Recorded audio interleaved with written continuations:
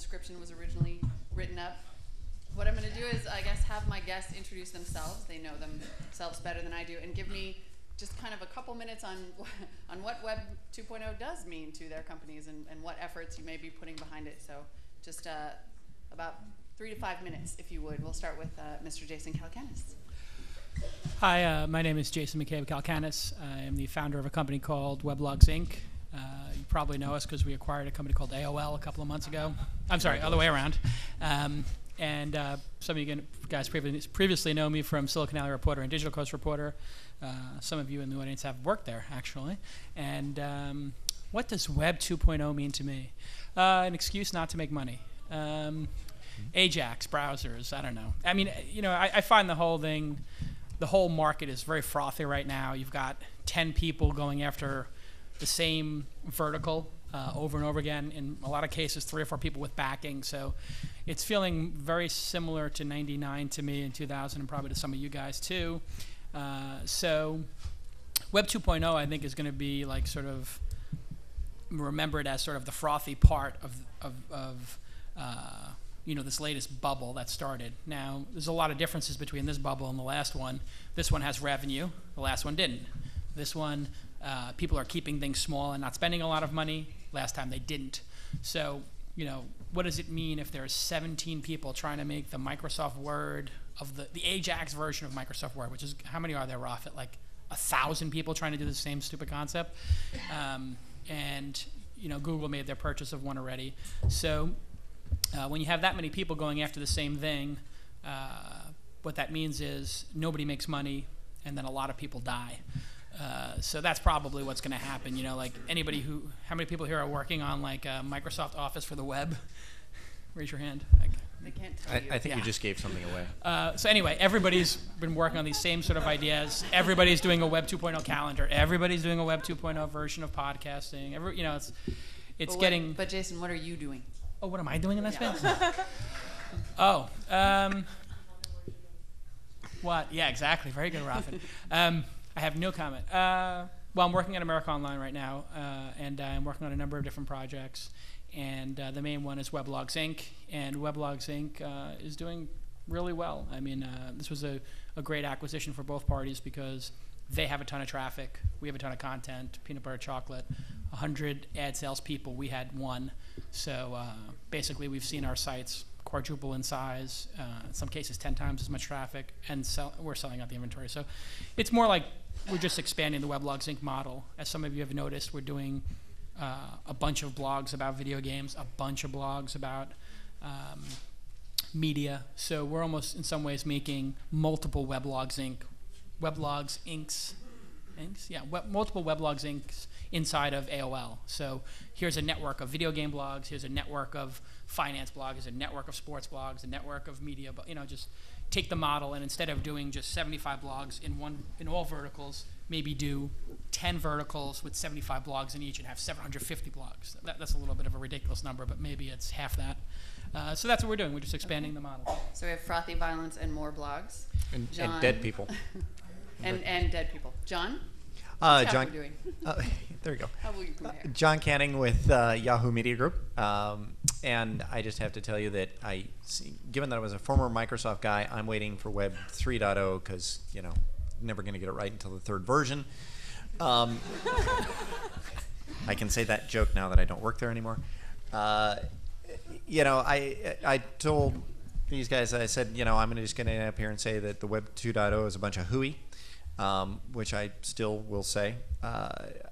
Generally, the feeling I have around this is we've taken concepts that we've been doing all along, we've rebranded it, repackaged it, kind of like podcasting. It's putting a new marketing label on a bunch of audio. That's original.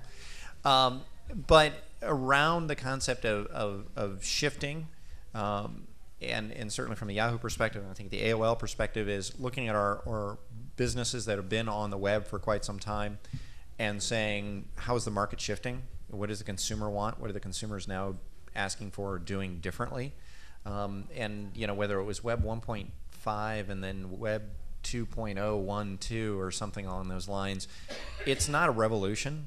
And I feel sorry for people that are not in this business and they come in these panels and expect they're going to walk out with a business model for Web 2.0 company because they missed the 1.0 release and they're hoping to jump on this new thing.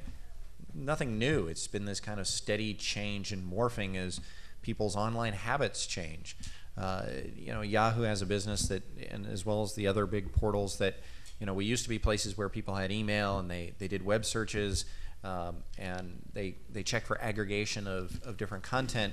And now these sites are having to change because people are asking to be more entertained. They're wanting to stick around if they find interesting things and spend more time looking at that content. It's more about content, entertainment in some cases than it is just about the utilitarian version of this. It's about the stuff that Jason's been doing for quite some time, which is now giving a voice and a flattening of the who's providing that kind of content. I had a very interesting conversation with a good friend of mine who's a professional photographer, and he's bemoaning the kind of death of his industry because amateur photographers now can go and publish their photographs and sell stock photos at a much lower price than a professional would ever get. You see kind of this balancing, shifting of who's out there providing content. And yeah, well, there's some great, Art Wolf produces some beautiful stuff. But you know what? If you're looking for some stock photography that isn't Art Wolf but is illustrating what you need, you'll be able to find it at a cheaper price. So I see it as a gradual shift. I see, companies like ourselves who have to keep innovating and start responding more to the user-generated content or what I call the prosumer, the small folks out there that are producing interesting stuff but aren't necessarily big media empires. How do they get a voice? How does somebody find them? So I see that as the shift and not this, hey, look, tomorrow we're going to launch Web 2.0. It's all yours. Well. Take it away. Thank you. You're a small company. Small company. Hey guys, Phil Holden. I work for Microsoft. Apparently we occasionally get things right on the third version. I'm told occasionally. Having worked on a number of projects, I can appreciate that. So in terms of Web 2.0, I think I will be a little bit consistent with some of the previous folks. There's a lot of hype out there. How we think of this is very much so an evolution. It's funny, we've been working on some of our web plans for a number of years now. We've recently introduced something called we call Windows Live, and it's a new concept for us from a branding standpoint. But reality is most of the product plans that we're actually delivering as part of the the Windows Live initiative, the Web 2.0 initiative, is stuff that we've been working on for some time now. It is a recognition that there is a bunch of customers out there that want more personal, relevant information, that want to be part of the programming experience, that consume user-generated content as well as mass media content and so forth. And it's stuff that we've been hearing a lot of the last sort of 24 hours or so. But it's really, for us, it's an evolution of our services strategy. It is designed around delivering services that are based on the information that's the most important to our customer base and then the relationships that are most important to the customer base. Okay. I'm Sarah Bernard. I'm the GM of HuffingtonPost.com. I'm a former AOLer, current partner of Yahoo, and no Microsoft affiliation yet. You probably but it's use a early. Microsoft programmer too. Absolutely. You're a partner of AOL too, by the way. I'm a partner of AOL as well. So she has no independent relationship to this panel. It's an interesting omission. So that said, for those of you not familiar with HuffingtonPost.com, we launched May of last year, so we're about 10 months old. We're essentially a combination site of a group weblog with about 600 contributors feeding blog posts into that group weblog that's curated by Ariana Huffington. And the other half of the business is a news side of aggregated news headlines that we think are interesting to our readers. So that's essentially the model. It's pretty simple. Now, in the context of a Web 2.0 discussion, I get, frankly, a little intimidated, and all I can say is that we operate the company under just a few simple principles. Coincidentally, they happen to be what are often called Web 2.0 principles, but that said, I certainly don't think of them that way. First, I'd say simply that we are in the content business. We're a media company based on human communications, not a technology company. You know, we will bring technology to a wider audience when it's ready for prime time, but that's not our focus. secondly, we operate under the principle that our content must be free. Of our 600 contributors, some are very A-list, everyone from a Steve Martin to a John Kerry to a Bill Maher. They're all contributing to the site for free. Some may need the money, some may not, but the concept is they're contributing because they want the exposure. Maybe they want self-promotion. Maybe they're interested in the influence that they're grasping. But these are new voices to the blogosphere for free. Probably the third sort of idea that we operate under, besides where content must be free, is that this content must be socially dynamic. And everything that we produce needs to have some social dynamic to it. That way we can essentially get free media and grow from word of mouth. So we're not out there spending a ton of money to grow, and everything we produce, we need to see it grow organically. So an example of that, we just launched sort of our first feature. We launched a Contagious Media Festival in February with AOL, our partner. And the concept was that we'd extend our platform to the general public and the general audience, and they could contribute content to us. And that content would spread virally, and we would reward the people who grow an audience base themselves. So that's really the idea and everything that we look towards, and if we stay on that strategy, we're hopeful that we're onto something for at least the near to midterm. Great. Kevin? Thanks. Kevin Cohen. I'm a Senior Vice President in Strategic Planning at Turner Broadcasting.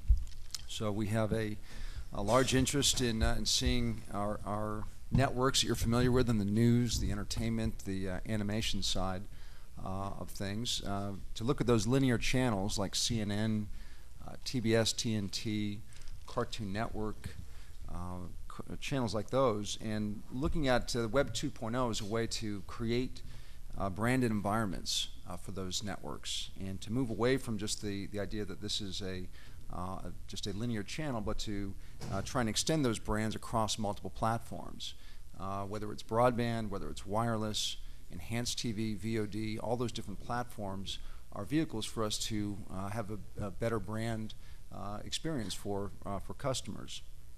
And so what we're doing is we're looking at what is the engine going to be for us to enable us to extend those brands across those platforms. We're looking at the internet groups to help us do that. So right now, CNN.com, for instance, not only is a great destination site on the internet side, but it's also an engine for us to create ever-changing content for enhanced TV, for instance. We just launched a new product with Dish Network. Now it's in front of 11 million homes, and the engine for that product is coming from CNN.com. Pipeline is another broadband service that we've created. So we're adapting, we're using internet technologies in terms of extending those brands across those different platforms. So the key for us is going to be, as we go forward, it's going to be just ensuring that we obtain cross-platform rights, that we are working on creating digital production environments, and that we're gaining distribution across these new different types of platforms. Thank you.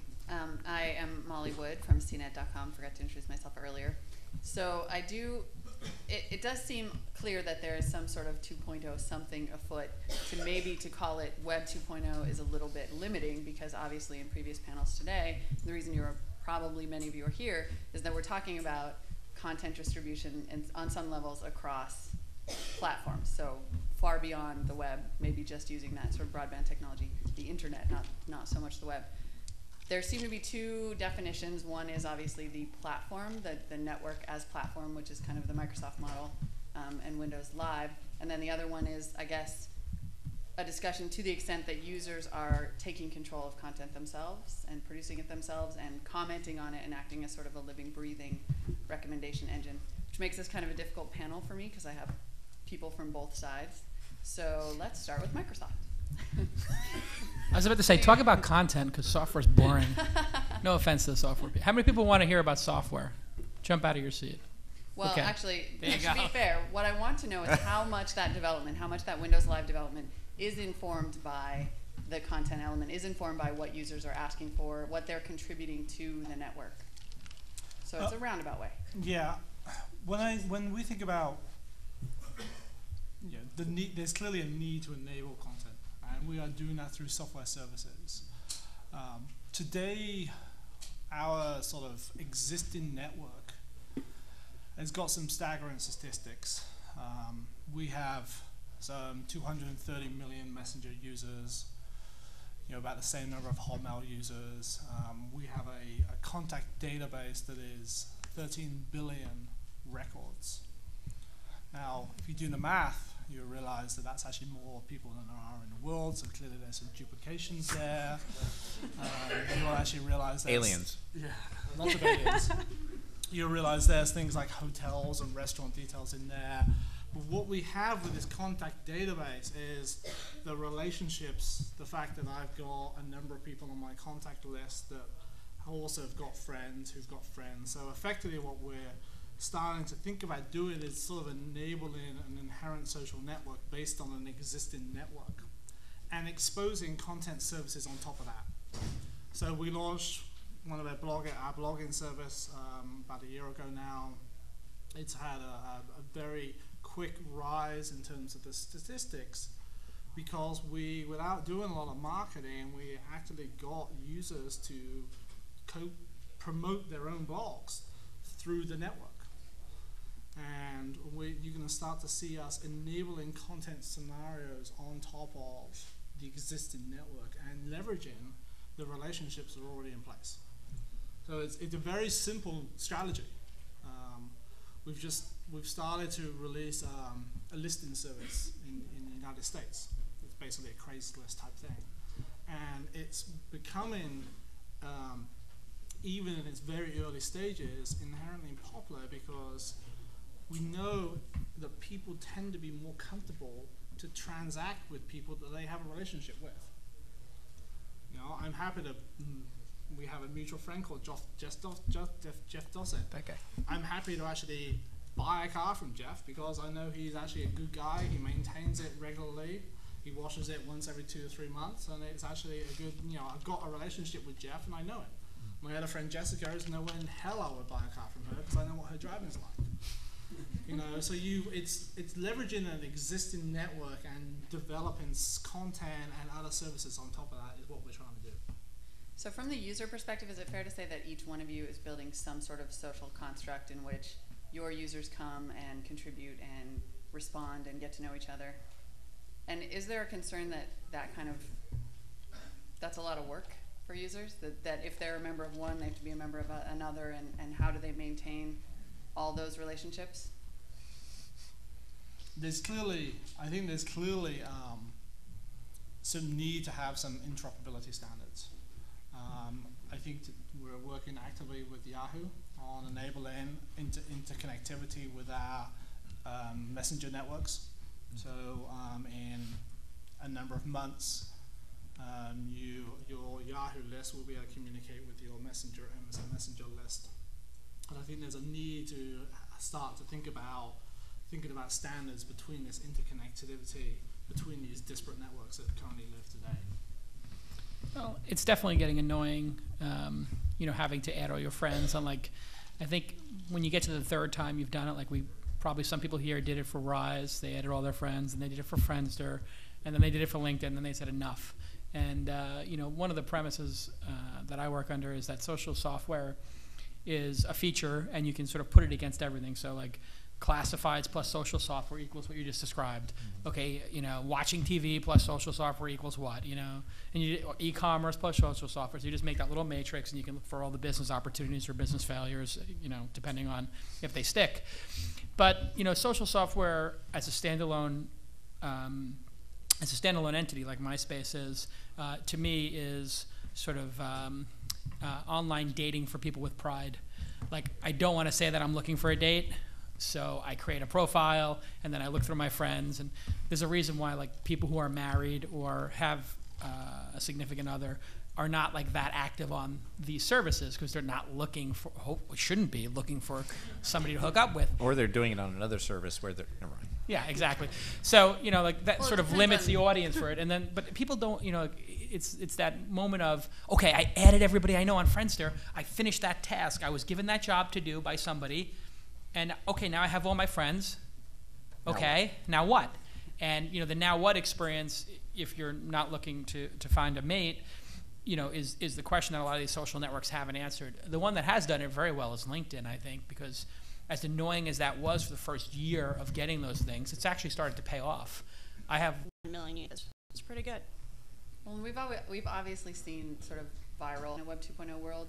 If so, can you do it without offending the users who really do want to take control of this content? Well, I think that if you're talking about taking the content that's produced for the medium that does have established business models, distribution, license fees, transactional fees, there's a lot of people in that value chain who expect to see the value that they're passing on to their customers preserved. And so I think that when you do start to suddenly have people ripping the content and posting it, unless there's some new established business model around that makes a lot of sense, and yeah, it does make sense to have to control the content. Is there any one piece of content that's going to be more critical than another? I think you have to look at the totality of it and say, okay, by and large, yes, our business models are intact. I think you have to be able to experiment in this space, but you also have to try and do it in a rational way. It doesn't make sense for us to stream our networks for free, for instance, on the internet, when in fact we don't have that business model in place. We have a business model in place where people are paying for the content. So you have to do it in ways. If you're going to experiment in those ways, you can also create a new business model and use different content, sets of content for that particular medium, and make it ad supported, or create something that's just not going to be repurposing the same thing that someone else is paying for, because that we know that model is not going to work for us long term. Although I would say that it's going to be an interesting experiment on the iTunes model, which is, my brand is iTunes, not Turner or ABC in some cases, where I go and pull down a piece of video content from iTunes that I subscribe to, and it just happens to be a television show from one of those brands. And the question we have to go ask the iTunes subscriber is, did you think of that as an ABC television show, or did you think of it as something you got off of iTunes for your iPod? So I think they are going to think about it as they're selecting branded content. I think to your point, I think what you see is then you see the programmers starting to invest more and more in unique content, original programming, so that they can control how that content is used across different platforms, and so that people do know that that came from one location. So they're not the cable guys are not the retreads of broadcast. So you will see more investment, I think, in original, unique programming. Isn't there an opportunity then, at least for user-generated content, to be a pipeline for larger media companies, or at least a place to find new talent, even if you can't take the asset as it is? Sure. I mean, right now in CNN every afternoon we have 2 reporters who just are covering the blogosphere, and so they are going and finding out here's what you've got Wolf Blitzer commenting on the events of the day, and then you have the journalists who are going out and saying, well, here's what these blogs are saying about this particular event that's going on today. So we're certainly aware of it, and we're incorporating into television. Yeah, and further to that, I'd say the thing I'm most proud of in terms of Weblogs Inc. and AOL's relationship is that if you go to AOL.com, you'll see our bloggers on the same level as standard Reuters or AP News journalists on the top level of AOL.com. You won't see that anywhere else on the web. I mean, as a matter of fact, if you go to the New York Times, I defy you to find a link outside of the New York Times domain, and they call blogging this big echo chamber. You can't get out of the New York Times domain if you tried. And a lot of the big portals have that problem, and I think they have this aversion to linking to anything that's not themselves. And that's something that I was actually very surprised that AOL actually went for. I figured they would bury us a couple levels deep, but now you have Snakes on a Plane becomes a phenomenon in the blogosphere. It is what we call the DL1, Dynamic Lead 1, which is that little box on AOL.com. And it's linking to not only Moviefone, but also Cinematical. And it's pretty cool when you have this person who started as a blogger for us, just writing movie reviews or being into film because they're a blogger and they're into it, and now they're getting linked to from the top level of AOL, and 100,000 people in 1 hour go read their blog post. That's kind of cool. So these things can live on the same level. And as a matter of fact, they can interact on that same level. Roger Ebert posts a lot of comments to Cinematical, and they actually do what they call Ebert baiting on Cinematical now, where they write something that they know he can't help but comment on. Like, they read his review, and then they write something that references somehow what he said, or is a little contradictory to what he said, just to get him to comment. And then he comments, and then we highlight it in another post that he commented. And, you know, so these things coexist. I mean, Huffington Post, I thought was going to be a total disaster when it came out. And the reason I thought, and I have to say, it's actually very good. And I'll tell you the reason why I thought it was going to be a total disaster, because celebrities are idiots and nobody cares what they have to say. And there's a reason why there's professional writers in the world, because they know how to write. And writing is a skill that they don't have in Let's general. get on with the compliment. What's that? Let's get on with the compliment part of your. No, and the compliment part of it is, and I'm getting there, wait for it. The compliment part of it is that you guys were smart enough to know that this didn't need to be the vehicle for George Clooney or these other people. You actually got real writers to contribute. And the best stuff on Huffington Post is by the real writers. And every time it's, you know, what's his name's wife who's into the toy, you know, the Larry, I don't need to hear Larry David's wife, you know, preach to me for the 20,000th time that I need to drive a Prius. Thank you very much. I like the current car I have. You know, I'm going to get a Prius next time. And you know, the George Clooney gate or whatever, it just shows that, you know, like, celebrities already have their vehicle. Like, they have their 30 seconds at the Oscar to tell us what they think. Use that, okay? What blogging is about is the underdog. And I think that you guys have actually sort of learned that over, you know, some lessons, and the content is actually really good now. So there's the compliment. Thank you, Jason. But stay away from the celebrities. They're idiots. So in terms of keeping content good, I think the one thing, you know, there are the million stories about blogs and how many are started versus how many are abandoned, and, you know, the podcasts versus how many are abandoned. Can you count on communities to be sort of a constant content generator without hiring them or commercializing them? Are these actually just fickle, you know, kind of come and go with the wind communities? I mean, if you build a Sarah? business, Oh, sorry. Go, Sarah first. I think you'd have to answer that based on, I'd look at audience specific and sort of what the topical matter is, right? I could count on a percentage of our audience providing a bunch of content during midterm elections, but do I think they're going to do it now? No. And will that content change in seasonality through the political life cycle? Absolutely. So I don't think that I could, at least in our business, count on every single consumer and reader to give us content day in and day out, but if we find those right pockets, take into consideration seasonality and maybe life stage, then you can plan a business accordingly. yeah, I was just going to say the same thing, is that, I mean, depending on what business you're in, if you're that one person writing a blog and producing content and trying to get a sponsor or something, that's different than if you're running an association of these things and you are going to have some of that drops off. You know, the trick is achieving a critical mass that then you can monetize. You know, I mean, there was a big problem with Weblogs Inc. We learned that lesson about 12 months in, which is our original model was to have a lot of niche blogs like something.weblogsinc.com. And the problem was exactly like you're saying. You know, the person that has a baby or gets a job, which are the two greatest impediments to blogging, kids and jobs. You know, unemployed people with no babies is good for blogging. But you know, seriously, that's a statistic showed that. We did a statistic of the people who left, and it was like baby, baby, baby, baby, job, job, job. And so then we went to group blogging, and group blogging is much more sustainable when you're, you know, when you have an editorial product. People want to get it every day. If Rafit doesn't post when he's on vacation, I'm very upset. So he got a second person to work with him, and, you know, and a third or fourth probably at this point. So you definitely need to do that. But you know, the money thing with blogging is not the driving force. And the two reasons people blog are recognition and affiliation. And a distant third is compensation. And compensation is really just a matter of justifying their time. So like, I'm going to blog, and I don't have to worry about, you know, taking on, you know, writing for a magazine. You know, they're not really doing it to get paid. It's really, really a distant third. As a matter of fact, when we use as a red flag in our system, when people are too concerned about getting paid, it's like red flag, don't hire them.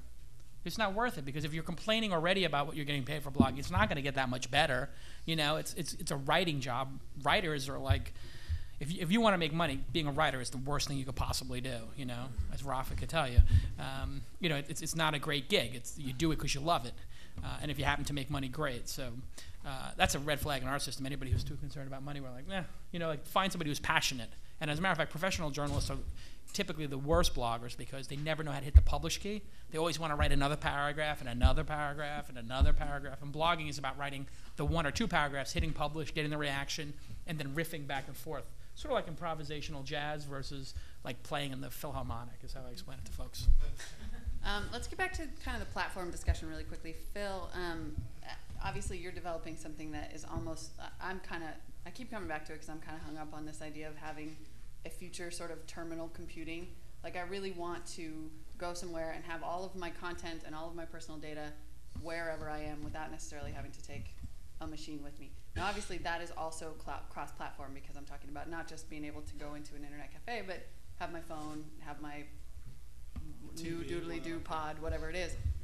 How easy or hard and scary is that? Yes. That's about 9 questions, yeah. Anyway, talk about it. Discuss. Discuss. It's definitely a challenge. Fundamentally, we have this notion of just sign in and get your stuff, right? And so the stuff is very much could be your feeds that you care about. It could be the favorites that you go to. It could be your data, your mail, your documents, whatever it is. So we very much have this notion of sign in from anywhere, from any browser. Yes, we are big Firefox fans. We all run that stuff when we developed a Firefox, so we're not just an IE-based system. That's also the mobile to phone. We're doing a lot of work on sort of media stuff. So media center, PVRs, that type of scenario. So, but it is a lot of challenge. There's a lot of work involved there, and I think one of the things that we've only just started to communicate, which is the fact that we're very conscious that we need a platform that's extendable by third parties.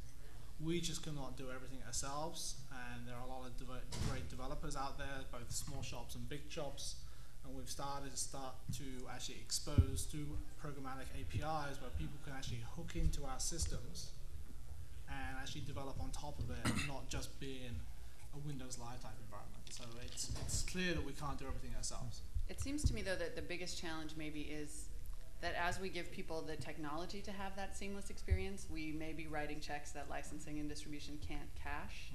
So maybe Kevin, you can speak to that a little bit. Jason doesn't care for my metaphor, which I admit was mangled. No, I'm trying to understand it. Well, basically, we're giving people the technology, right? We're saying you absolutely can have a seamless experience where all of your content travels with you on the web, and you can move it to your phone, and you can send it to your TiVo. But we're not actually letting them do that with all the content, and maybe not even most of the content except the user-generated content. So is that kind of why that, for now at least, is kind of the marker of Web 2.0, would you say? And are you going to give us that content, Kevin? Well, we are giving you that content across those platforms, but what we're doing is we're doing it through the same channels that you're getting it today. You're getting your network from your cable or your satellite operator. You're getting your data plans through your wireless carrier. We are licensing content to those particular distribution entities. So we're in front of millions of handsets right now with video content on the cell phone platform. We're licensing our WAP content, our text content, again through those carriers. So we're working with rational, established business models in that space. I think that there may be some experimentation that goes on with other types of models where viral video is distributed, but it may in turn also have advertising supported with it. Those are the things that you'll see us perhaps experiment a little bit with, but by and large, we're trying to pursue the multiple revenue stream business that our business has been established on. So licensing revenue, gaining widespread distribution, and then getting advertising revenue in addition to that. So, I don't see us necessarily abandoning those models anytime soon. I was going to say, Microsoft, because they are viewed as a software company, but then building a set of services. But you have both AOL and Yahoo also in the same challenge of we have to build mechanisms that we have an affiliation with our users in these different platforms. I mean, if you want to talk about maybe it's a shift is, we being traditional web-based companies and services realize, oh crap, our user just wandered over to their cell phone and we have to follow them. We have to, have value to them over there, or, our relevancy will be in this one physical manifestation of a box. But, from our business, maybe we pull content in. Maybe AOL pulls content in. It just means the lawyers have to work harder. They, business development people have to write contracts and actually go, oh crap, when I sign a contract with Turner, I actually have to think that I may not know the next platform I want to put this content on. But I do know I have a user that has some significant, relationship to my company that's going to wander to that next platform, and they're going to demand that their identity moves to that platform. They're going to demand that the stuff that they could get maybe on the PC today and the cell phone tomorrow. I don't know. You know what? They demanded it forever, and look how long it took to get music, and look how. I mean, I do give the video asset holders a little bit more credit than I give the music folks, who really just did a horrific job in managing getting their consumers what they wanted. I give them an F-. I give the video holders like a D+, maybe a C, and that includes the. I mean, I gotta be careful what I say now because I'm at a big company. I don't want to insult anybody, especially my people who are. I guess we work for the same company, don't we? We do. We do. Okay, sorry. Oops. No, but the fact is, the internet looks at DRM as a internet. The internet looks at digital rights management and any kind like this tiered services. It looks at that as an era, and it routes around it, and that's why people steal stuff. And it really is a pricing issue on one level. We charge too much for songs. They want to. Just as like people start to get comfortable paying 99 cents, which is way overpriced, by the way, what do? Oh, let's make it $1.99. Let's kill the industry that we just started. And so a lot of these content holders are shooting themselves in the foot. But it is a great thing for independent producers, like you were saying, because I'm always like, shh. Let these big media companies suffer. Let them not get it, because that's the opportunity for the independent people. And if you educate them and they think, oh, wow, put this stuff out there and let people remix it, whatever, then they're going to be really competing with these independent producers. So, yes, it's good for independent producers that big media companies do not just put their stuff out there. And I'll just add to that the technology industry is filled with a bunch of sellouts, and that we're shooting ourselves in the foot by putting DRM on all this stuff. I mean, the fact that I can do less with my TiVo than I can with my VCR, and I can do less with my iPod than I can do with a cassette player is a joke. Like I can buy a CD in the store, and I can make my backup copy, do whatever I want for it. I buy it in the iTunes store, and I'm punished. Like I want to put it on this laptop because I have 2 laptops. No, you can't do that. No, you can't do that. So, and the fact that the technology industry is just going along with this as the entertainment industry locks down technology, we're sort of complicit in killing our own industry, because what's going to happen is in another 5 years, you're not going to be able to own a hard drive or any kind of device that doesn't have DRM in it. And if you put all that DRM on these things, then they don't work, and you don't have. The reason the internet worked so well was because it was so open. And so while I am respectful of content owners and what they own, I am disrespectful of the technology industry that is locking this stuff down on a hardware level. Think about that. On a hardware level, you're not going to be able to do things with your software and technology that you pay for. That's just wrong. That's it. Thanks, Jason. Yeah, I'll actually open it up to questions now. I have one more in my own, but go ahead. Yeah, no, I guess isn't that why France made a big issue about forcing Apple to open up its brands? So the Yeah, we question don't. is I'm that- sorry. Are we in France right now? No, but it's a good point. But yeah, we're in a global market, and that's the other point. So you're exactly right. I didn't mean to tease you there, but you're exactly right, because what's going to happen is we're going to lock all our stuff down. Innovation is going to die in the United States, and other countries are going to be like, "What? You want to lock down the hardware level? That is crazy. You should be able to buy whatever hard drive you want. It is your money." All right, that is agonizing. My question is, And then France will lead the internet. You're industry. cut off from as this accents, comes but back, but I wanted we're to say, I bad mean, accents. but France is kind of speaks out of Mon both Dieu. sides, because France also restricts what kind of content goes into France. Right? I mean, They do? yeah. Yeah. Oh yeah.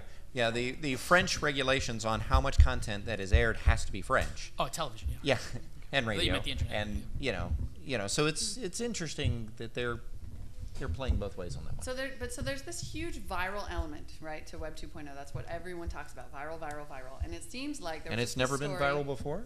Well, Can we just know, stop talking about 2.0? Maybe it has or maybe there hasn't, but Viral was a 1.0 term. I know. Hey, I just need a word for it. That's all to bring it back to topic. Okay. So my question is, there was recently a story about on Boing Boing, I think, and there were YouTube guys saying, look, we often have people from the same company coming to us with different ends. The marketing people who get it, who want people to find out about our content, are saying that in shuffling it to YouTube or saying, yeah, get this clip up on YouTube. But the lawyers and the content owners are saying, no, that violates copyright, which How yes, under current convenient for copyright law, it YouTube. does.